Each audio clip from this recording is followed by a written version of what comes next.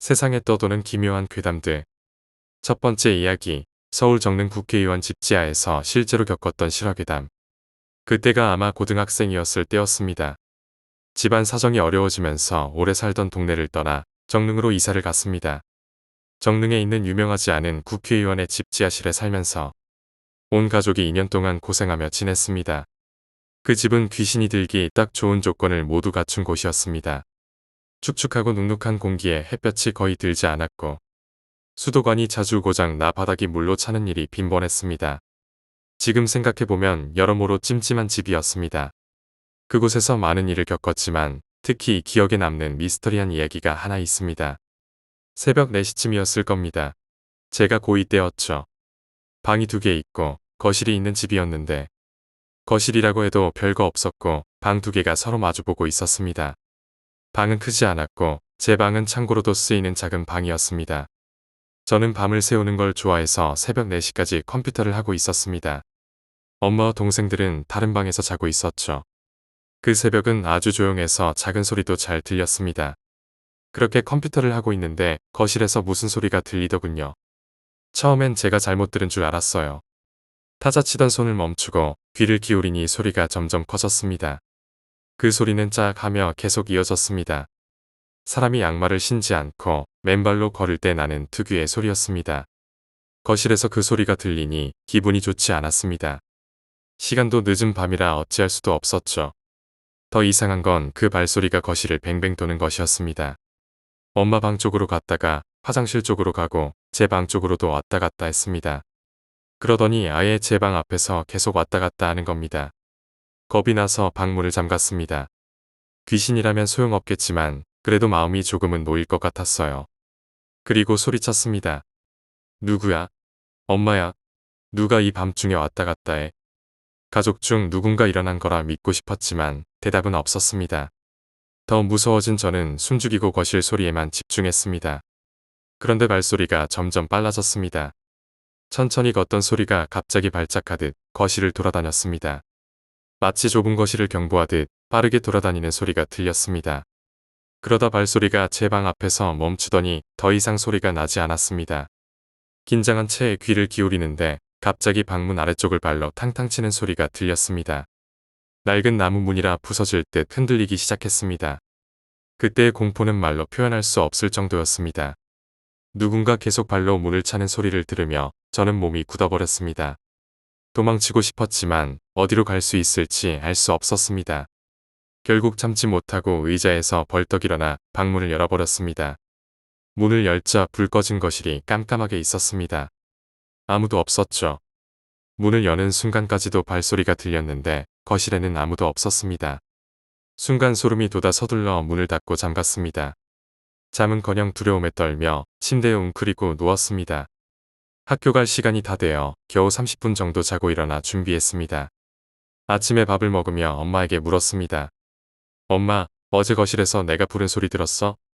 엄마는 아무 말 없이 설거지만 했습니다. 표정이 단단히 굳어 있었고 너무 창백했습니다. 저는 다시 물었습니다. 엄마, 정말 들었어? 그제야 엄마가 천천히 말했습니다. 들었다. 잠도 못 잤어. 엄마도 발소리를 들었고 그 공포의 동생들을 꼭 끌어안고 밤새 버티셨다고 합니다. 엄마는 그날 이후 집에 정을 붙이지 못하고 자주 밖으로 나가셨습니다. 집안 살림도 엉망이 되었습니다. 저 역시 집에 있는 것이 싫어 친구 집을 전전하며 지냈습니다. 동생들은 엄마가 가끔 데리고 다녔습니다. 원래 가정적이었던 엄마는 그 일 이후 집에만 들어오면 히스테릭해지셨습니다.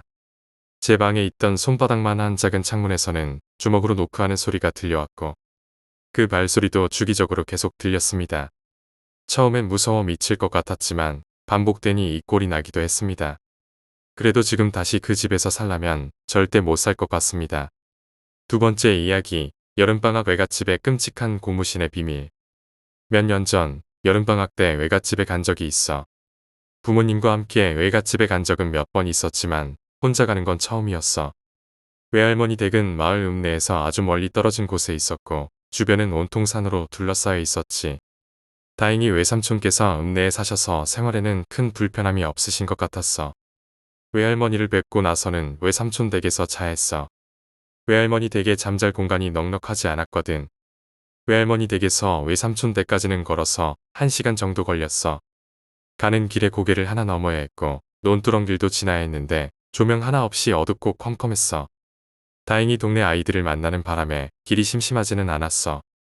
같이 읍내까지 가면 좋았겠지만 아이들은 다른 곳으로 간다며 헤어졌고 나는 다시 혼자 걷기 시작했어. 논두렁길을 지나 마을에서 가장 크고 오래된 나무 근처에 도착했을 때였어. 갑자기 어깨를 툭 치는 느낌이 들었지. 돌아보니 검정 고무신 한 짝이 있었어. 멀리서 아이들이 깔깔거리며 웃는 소리가 들리는 듯했어. 아마도 아까 만났던 아이들 중 누군가가 던진 것 같았지. 이놈들 내일 만나면 꼭 갚아주겠어. 주변이 어두워서 고무신을 툭 차버리고 걸음을 재촉했어. 그리고 이윽고 외삼촌 댁에 도착했지. 너무 피곤해서 눕자마자 잠들었어. 다음 날 아침 다시 외할머니 댁에 가기 위해 어젯밤 그 길을 걷고 있었어. 논두렁길쯤에 마을 사람들이 모여 웅성거리는 게 보였어.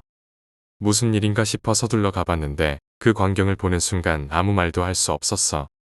마을에서 가장 큰 나무의 소복을 입은 여자가 목을 메고 자살해 있었거든.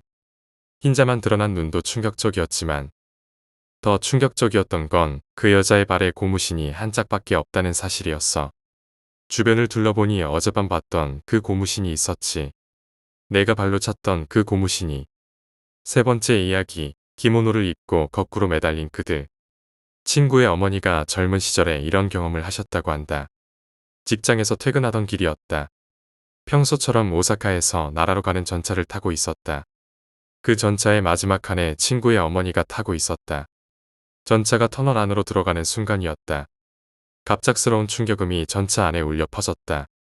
그러자 통로에 서 있던 하굣길 어린이들이 열차 뒤쪽을 손가락으로 가리키며 소리쳤다. 저게 뭐야? 소란이 커지자 친구의 어머니도 무슨 일인가 싶어 그쪽을 바라보았다. 마지막 칸의 차장실 창문이었다. 그곳에는 흰 기모노를 입은 여자가 달라붙어 있었다. 무서울 정도로 긴 두 팔을 늘어뜨리고 검은 머리카락은 축 늘어져 있었다. 여자는 눈을 감고 거꾸로 매달려 있었다. 그 여자는 천천히 미끄러지듯 창문을 타고 내려오고 있었다. 주변에 아무도 없는 듯한 기분이 들었다.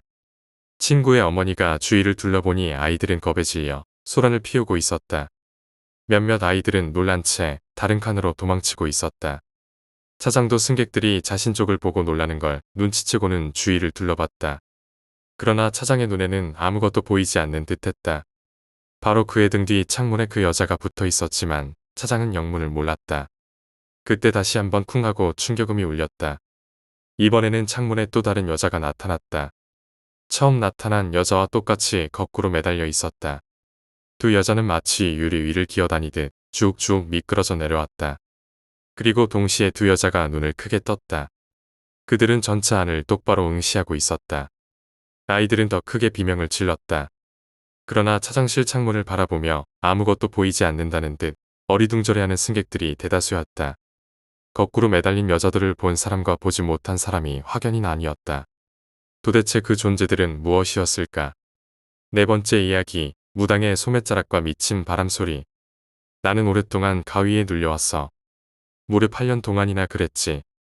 귀신이 나오는 꿈을 수도 없이 꿨고 시간이 지나자 헛것도 보이기 시작했어. 나중에는 그것들이 나에게 말을 걸기까지 했어. 다행히 지금은 훌륭한 스님께서 다 내쫓아주신 덕분에 괜찮아졌어. 하지만 내가 지금 들려줄 이야기는 그동안 겪은 가위 눌림 중 가장 무서웠던 기억이야. 정확히 기억해. 7월 31일이었어. 8월 2일에 입대하는 친구가 2명이나 있어서 6명이 작은 계곡에 놀러 갔다가 저녁을 먹고 우리 집에서 모였었지. 그날 이후 다들 집으로 돌아갔던 기억이 생생해. 우리 집은 2층 주택이야. 보통 혼자 잘 때가 많은데 그날도 역시 혼자 잠들었어. 이상한 소리를 듣고 잠에서 깰까봐 귀마개를 끼고 선풍기를 약풍으로 틀어놓고 잤어. 귀마개를 하면 선풍기 소리는 거의 들리지 않아. 안방에서 혼자 잠들어 있었는데 꿈을 꾸고 있었어. 내가 새 집으로 이사 갔는지 빈 방에서 혼자 자고 있더라고. 일어나서 다른 방으로 가보니 그 방은 텅 비어 있었고 천장도 굉장히 높았어. 그런데 방 안에 2명의 여자가 서 있었지. 한 명은 파마머리를 한 중년의 여자였고 다른 한 명은 머리가 길고 주몽에 나올 법한 옷을 입은 무당이었어. 소매자락이 넓고 치렁치렁한 옷을 입고 있었어. 비록 방울이나 무당 모자는 없었지만 그녀가 무당임을 직감했지. 그런데 이상하게도 무당의 얼굴이 보이지 않았어. 그녀는 두 팔을 하늘로 높이 뻗고 무언가를 하고 있었어. 무엇을 하는지, 얼굴은 어떻게 생겼는지 궁금해서 다가갔지. 바로 그 순간 가위에 눌리고 말았어.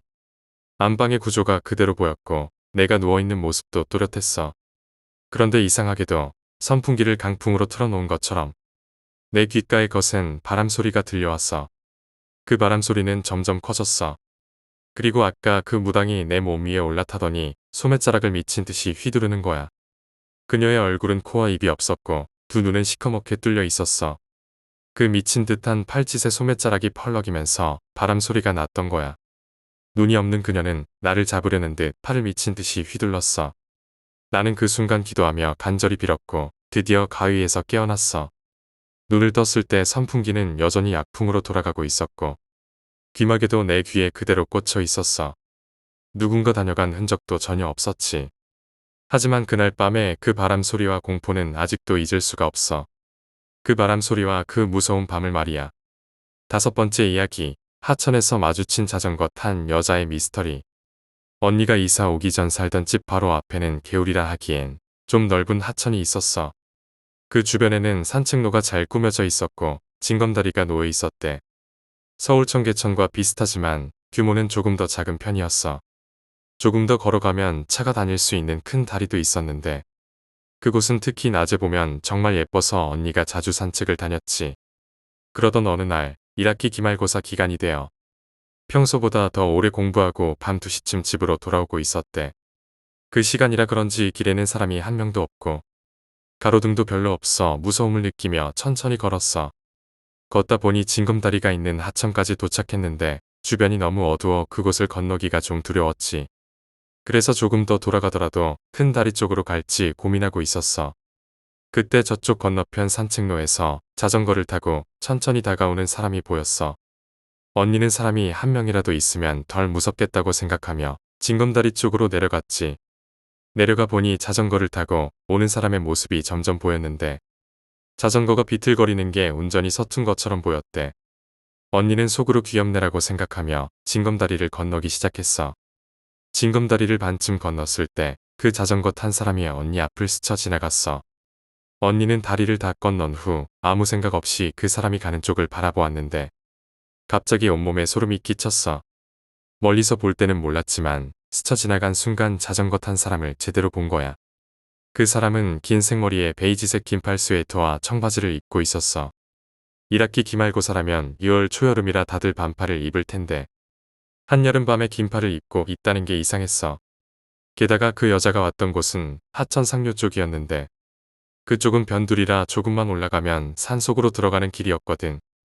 이런 생각들이 하나씩 떠오르자 언니는 그 여자가 점점 멀어지는 모습만 멍하니 바라봤대. 그런데 갑자기 자전거가 멈추더니 방향을 틀지도 않고 그대로 후진하면서 미친 듯이 언니 쪽으로 달려오기 시작한 거야. 언니는 너무 놀라서 비명도 지르지 못한 채 온몸이 굳어 움직일 수도 없었대. 자전거는 언니에게 가까워질수록 점점 속도가 줄어들었고 언니는 그대로 죽는 줄 알았지. 고개를 숙이고 무심코 자전거 탄 여자를 보았는데 이상한 점을 발견했어. 그 여자의 다리는 자전거 페달에 걸쳐 있었는데 무릎이 핸들 쪽이 아니라 반대쪽을 향하고 있었던 거야. 자전거를 탈 때는 무릎이 핸들 쪽을 향하는 게 정상인데 이 여자는 반대로 되어 있었어. 언니가 놀라 고개를 들었을 때 자전거가 달려오면서 불어온 바람에 여자의 머리카락이 옆으로 날렸어. 그 순간 피가 철철 흐르는 여자의 얼굴이 드러났지. 자전거가 후진해 오고 있었으니 원래는 뒤통수가 보여야 할 텐데 반대로 얼굴이 정면에 보였던 거야. 그 여자가 언니와 눈이 딱 마주친 순간 씩 웃더니 그대로 후진한 채 상류 쪽으로 사라져버렸어. 언니는 그 자리에서 기절하고 말았고 걱정돼서 데리러 나온 어머니가 쓰러진 언니를 발견하고 데려갔어. 나중에 알고 보니 언니가 어렸을 적에 그곳에서 끔찍한 사고가 있었대.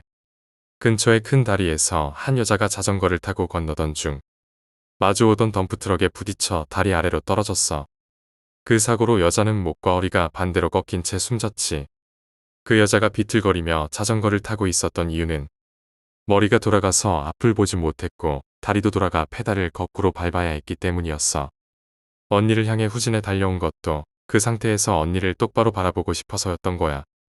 6번째 이야기, 지하주차장에 으스스한 하얀 차. 고등학교 2학년 봄부터 집 근처 M 패스트푸드점에서 아르바이트를 시작했어. 주변에 주택가와 아파트 단지가 많아서 장사가 꽤 잘 되는 매장이었지. 처음에는 밤 10시에 퇴근했는데 일하는 중에 매장 근처로 이사를 하게 되면서 새벽까지 일하게 되었어.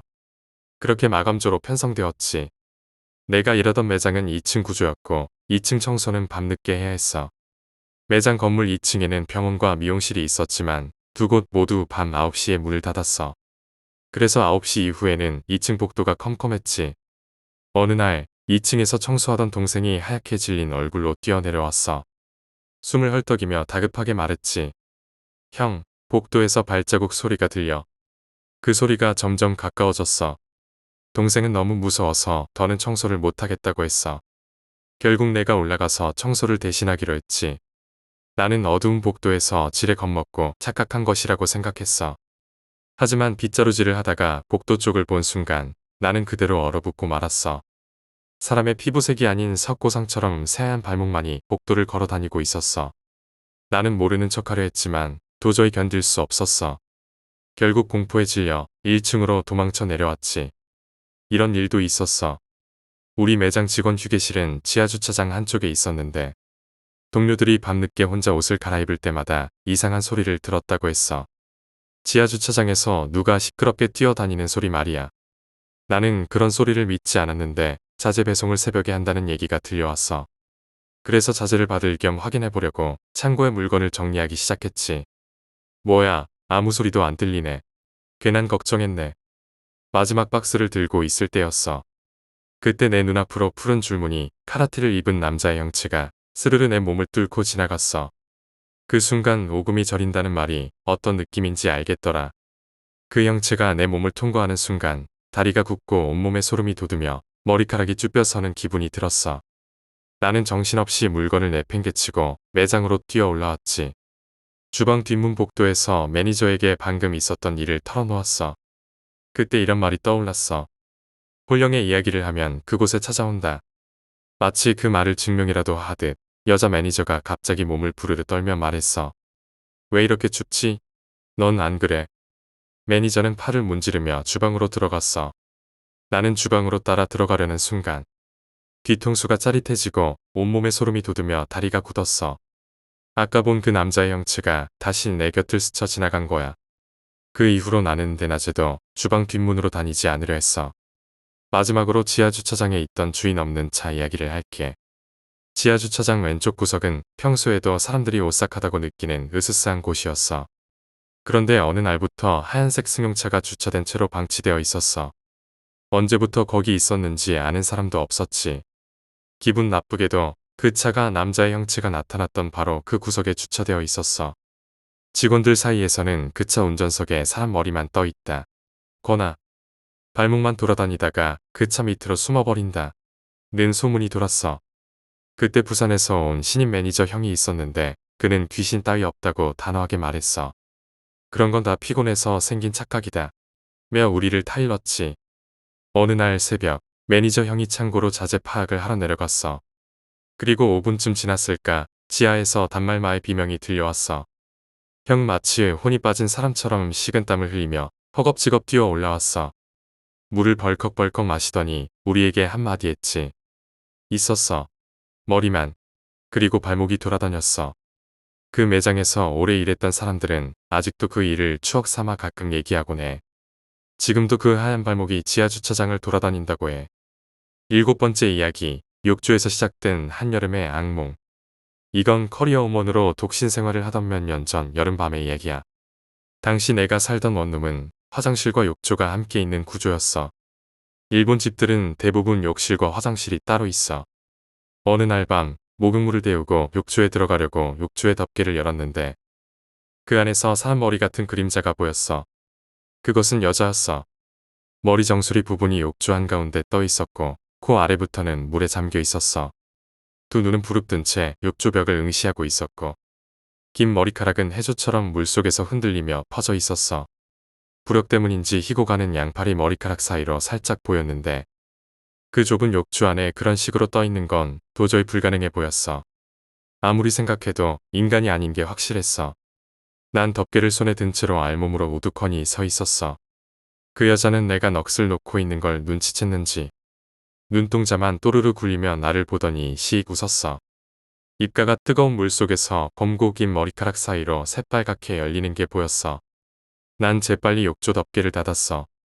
그 순간 덮개 아래에서 보글보글 거품 소리와 함께 웃음소리가 들려왔어. 그러더니 덮개 밑에서 무언가가 세게 긁는 소리가 났어. 난 샤워기, 브러쉬, 샴푸 같은 걸 닥치는 대로 덮개 위로 던져 올리고는 재빨리 욕실을 빠져나왔어. 욕실 문 너머로 들리던 긁는 소리가 손바닥으로 두드리는 소리로 바뀌었어. 겁에 질린 나는 급히 옷을 걸쳐 입고 집을 뛰쳐나와 택시를 타고 가장 가까이 사는 친구 집으로 도망쳤어. 몇 시간이 지나 밤 12시쯤 되었을 때 문도 잠그지 않고 온 데다 아무것도 챙기지 못한 게 생각났어. 그래서 친구에게 부탁해 같이 집으로 돌아갔어. 내 친구는 겁이 없는 편이라서 욕실 문을 열어주겠다고 했어. 욕실은 아주 조용했어. 덮개 위에 올려놓았던 것들은 전부 바닥에 떨어져 있었고 웃음소리나 두드리는 소리도 들리지 않았어. 친구가 덮개를 열었는데 김이 모락모락 피어오를 뿐 아무것도 없었어. 여자도 머리카락도 없었고 그저 깨끗한 목욕물만 있을 뿐이었지. 하지만 아무래도 기분이 나빠서 친구에게 부탁해 목욕물을 버려달라고 했어. 친구가 욕조 마개를 뽑고 물을 빼내고 있을 때였어. 그 순간 완전히 다른 곳에서 그걸 발견했어. 난 몸이 얼어붙고 말았어. 좌변기에 닫힌 뚜껑 사이로 긴 머리카락이 살짝 삐져나와 있었거든. 친구도 그걸 눈치챈 것 같았어. 내가 말려도 친구는 들은 척도 하지 않고 변기 뚜껑을 열었어. 그 안에는 여자의 얼굴이 동동 떠서 위를 바라보고 있었어. 마치 가면 같은 그 얼굴은 눈동자를 굴려 친구를 보더니 이번에는 나를 봤어. 나와 눈이 마주친 순간 여자는 입을 천천히 벌리더니 이번에는 확실하게 들리는 날카로운 소리로 웃기 시작했어. 웃음소리에 맞춰 여자의 얼굴이 태엽 장치처럼 조금씩 떨렸고 흘러넘치던 검은 머리카락이 스르륵 변기 안으로 빨려 들어갔어. 친구는 굳은 표정으로 변기 뚜껑을 세게 닫더니 뚜껑을 한 손으로 누르고 다른 손으로 레버를 비틀었어. 여자의 웃음소리는 물이 내려가는 소리와 함께 사라졌고 무리하게 삼키려는 듯한 흡인음이 들렸어. 너무 정신이 없어서 이후의 일은 잘 기억나지 않아. 정신을 차리고 보니 갈아입을 옷과 귀중품을 챙겨 친구 집에 와 있었어.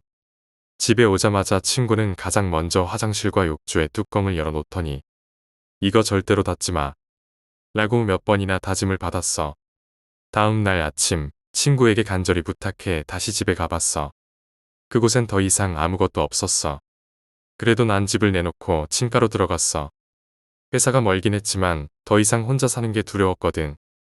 지금도 난 목욕할 때면 엄마나 동생에게 먼저 들어가 달라고 부탁해. 그리고 화장실 뚜껑은 아예 떼어버렸어. 8번째 이야기, 플로리다 잭슨빌 레스토랑의 미스터리. 미국 플로리다주 잭슨빌시에 있는 홈스테드 레스토랑에는 정체를 알 수 없는 귀신이 출몰하며 사람들을 공포에 떨게 한다고 한다. 과거 하숙집이었던 이 레스토랑에서 출몰하는 귀신은 투명한 여자 귀신이라고 알려져 있으며 귀신과 함께 폴터가이스트 현상도 자주 목격된다. 이 때문에 홈스테드 레스토랑은 많은 사람들의 관심을 끌고 있다. 다음 이야기는 이 레스토랑에서 오랫동안 목격된 귀신의 사례 중 일부다. 레스토랑 종업원 해밀은 홀에 있는 테이블 정돈을 마치고 뒤뜰에서 혼자 농구를 하고 있었다고 한다. 하지만 갑자기 해밀이 비명을 지르는 소리가 들렸고 이를 들은 레스토랑 주인과 다른 종업원들은 급히 뒤뜰로 달려갔다. 그러나 그곳에는 해밀이 없었다. 레스토랑 주인은 해밀을 찾기 위해 레스토랑 주변을 수색했지만 아무런 흔적도 발견할 수 없었다. 걱정된 주인은 해밀의 집에 전화를 걸었다. 그때 레스토랑 근처에 살던 해밀이 직접 전화를 받아 주인은 안심했다. 해밀은 농구를 하다가 공이 나무 밑으로 튕겨나가 그 공을 주우러 가던 중 상반신만 지상에 드러나고 하반신은 땅속에 묻혀있는 여인의 귀신을 보았다고 말했다. 이후 해밀은 주인에게 무서워서 더는 일을 할 수 없다며 새 종업원을 구해달라고 부탁했다. 주인과 다른 종업원들은 해밀의 말에 당황하고 의아해했다. 또 다른 이야기로 이 레스토랑에서 화장실을 이용한 사람들 중 일부는 누군가 뒤에서 등을 밀치는 경험을 했다고 한다. 그때마다 뒤를 돌아보면 아무도 없었다. 놀란 사람들은 급히 화장실 밖으로 나와 방금 겪은 일을 다른 사람들에게 전했다. 등을 밀친 경험을 한 사람들 중 일부는 화장실 거울 속에만 나타나고 실제로 화장실 안에는 없는 여인이 자신을 노려보는 모습을 보고 비명을 지르기도 했다. 오늘날 많은 사람들이 이 귀신의 정체를 밝히려 하고 있다. 사람들은 이 귀신이 1800년대 후반에 이곳 하숙집에서 10년 간격으로 사망한 모녀 중 딸의 귀신일 것이라고 추측하고 있다. 현재까지도 홈스테드 레스토랑 안팎을 떠도는 이 귀신의 정체는 과연 무엇일까? 9번째 이야기, 어거스타시 휴톤 초등학교에 저주받은 현관. 1851년 조지아주 어거스타시, 존 휴톤 씨와 그의 유산. 1851년 미국 조지아주 어거스타시에서 존 휴톤 씨는 임종 직전 마지막 유언을 남겼다. 어거스타시에 누구나 다닐 수 있는 공립초등학교를 지어달라는 부탁과 함께 그는 세상을 떠났다. 그의 전 재산으로 마을 사람들은 공립학교를 세웠다. 그러나 1916년 어거스타시에서 큰 화재가 발생하며 휴톤 씨가 기증한 학교가 불타 앙상한 뼈대만 남게 되었다. 마을 사람들은 직접 돈을 모아 휴톤 초등학교를 재건하기로 했다. 어거스타시의 유명한 건축가 로이드 프리처가 새 학교의 설계를 맡았다. 이상하게도 휴톤 씨의 따뜻한 마음을 기리기 위해 그의 유해를 농장 묘지에서 옮겨와 학교 현관 앞에 이장하기로 했다. 이장 문제를 두고 많은 반대가 있었지만 결국 학교 측에서 이를 강행했다. 아이들을 넘어뜨리는 귀신. 휴톤 씨의 귀신이 가장 자주 목격된 사건은 그의 무덤 위를 밟고 지나가는 아이들을 밀어 현관 바닥에 넘어뜨리는 것이었다. 1920년대 초 이 일이 자주 발생했으나 학교 측은 학부모들의 요청에도 불구하고 정문 위치를 바꾸지 않았다. 귀신이 특히 큰 소리를 내며 무덤 위를 밟는 아이들을 기억하고 계단을 내려갈 때 그들을 밀어 큰 부상을 입히곤 했다. 늦은 밤에 출몰하는 귀신. 교사들이 늦게 퇴근할 때 1800년대 복장에 커다란 모자를 쓴 휴톤 씨의 귀신을 목격하기 시작했다. 그는 주로 자신이 묻힌 현관에 나타나 밤늦게 퇴근하던 이들을 후문으로 돌아가게 만들었다. 어느 날 용기 있는 교사가 그 귀신에게 말을 걸어보려 했지만 귀신은 그가 다가오자 연기처럼 사라졌다. 수업 중에 혼자 열리는 교실문. 교실문이 수업 중에 갑자기 열리는 사건은 아이들이 필기에 몰두할 때 주로 일어났다. 이런 현상을 목격한 교사 중 한 명은 누군가 교실 밖에서 장난을 친 줄 알고 밖으로 나갔다가 복도에 아무도 없는 것을 확인했다. 다시 교실로 들어오던 그는 문에 세게 머리를 부딪히고 다치고 말았다. 음악 수업 중 들려오는 발자국 소리. 음악 시간 동안 발자국 소리를 내며 돌아다니는 귀신의 존재는 학교에서 자주 목격되었다. 귀신은 음악을 싫어하는 듯 학생들이 고요하게 연주할 때 천장에서 흙이 떨어지며 소음을 냈다. 음악 수업 도중 이 현상을 목격한 어린 학생들은 큰 두려움에 빠지곤 했다. 학교의 폐쇄와 그 이후 오랫동안 여러 기이한 사건이 반복되던 휴톤 초등학교는 결국 졸업생들과 시민들의 건의로 영국 폐쇄되었다. 학교는 이후 빌딩으로 개조되어 새로운 입주자들을 받고 있다. 학교를 폐쇄하며 휴톤 씨의 유해를 공동묘지로 이장하려 했지만 그의 무덤은 여전히 현관 앞에 남아있다. 다행히 새로운 입주자들이 모두 어른인 탓인지 휴톤 씨의 귀신은 더 이상 모습을 드러내지 않고 있다. 10번째 이야기, 바다 익사체의 미스터리. 어느 여름의 일이야. 모 학교의 육상부가 합숙 훈련을 위해 바다에 갔어. 사실 훈련보다는 바다에서 노는 것이 목적이었지. 그래서 해변가에서 맥주를 마시며 즐겁게 놀고 있었어. 저녁부터 정신없이 마시던 그들 어느새 밤이 깊어가고 숙소로 돌아갈 준비를 하고 있었어. 그런데 돌아오는 길에 한 명이 없다는 걸 알게 되었어. 생각해보니 아까부터 계속 보이지 않았던 거야. 하지만 그는 단체 행동 중에도 종종 혼자 사라졌다가 알아서 돌아오는 일이 많았기 때문에 그들은 크게 걱정하지 않고 늘 그랬던 것처럼 그냥 숙소로 돌아왔어. 그리고 밤늦게 전화가 걸려왔지. 오군의 시체가 발견되었다는 경찰의 전화였어. 그들은 오군이 맞는지 신원을 확인하기 위해 영안실로 향했어. 영안실 한 구석에는 하얀 시트로 덮인 시체가 있었는데 어딘가 이상했어. 평소에 알고 있던 오군보다 훨씬 큰 모습처럼 보였거든. 이상하지 않아요? 그들의 질문에 경찰은 아무 말도 하지 않고 시트를 벗겨보라고 했어. 시트를 벗기자 창백하게 변한 오군의 얼굴이 보였어. 괴로움에 일그러진 얼굴이었지만 분명 오군이었어. 그런데 오군의 다리를 보니 놀랍게도 백발의 할머니가 매달려 있었어. 시체가 평소보다 커 보였던 건 바로 그 이유였던 거야. 경찰에 따르면 처음부터 이렇게 두 명의 익사체가 함께 발견되었다고 했어.